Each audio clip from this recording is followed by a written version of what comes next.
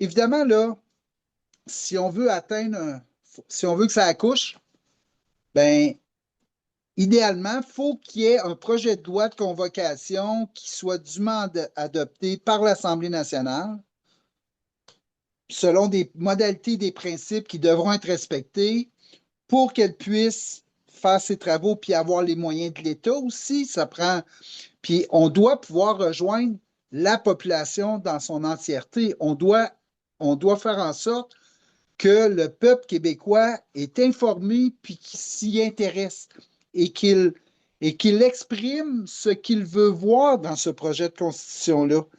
Donc, ça prend les moyens de l'État. C'est pourquoi la mission qu'on s'est donnée à la CCQ, c'est de provoquer la convocation et c'est, bon, on utilise le mot provoquer, mais c'est d'exercer tous les lobbies nécessaires pour que l'ensemble des candidats, encore une fois à la prochaine élection, quel que soit leur parti politique, s'engagent à déposer un projet de loi de convocation tel qu'on va l'avoir défini ensemble tout au long de l'année 2026 jusqu'à l'élection. Donc,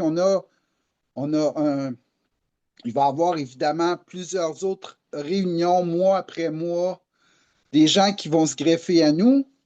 Il va y avoir un rassemblement festif devant le Parlement les 23 et 24 juin à Québec.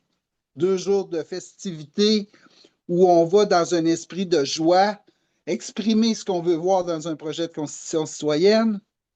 Il va y avoir un peu plus tard un grand rassemblement pour finaliser les détails du projet de loi de convocation pour que un mois ou deux avant l'élection, qu'on soit de plus en plus nombreux à exiger que s'exerce la souveraineté du peuple. Parce que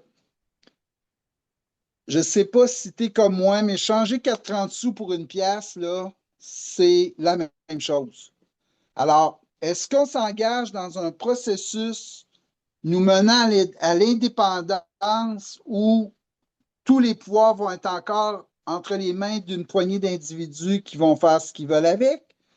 Ou si d'abord on assoit la souveraineté du peuple dans l'État par des moyens concrets où le peuple va avoir une emprise sur les décisions qui vont à l'encontre de ses intérêts.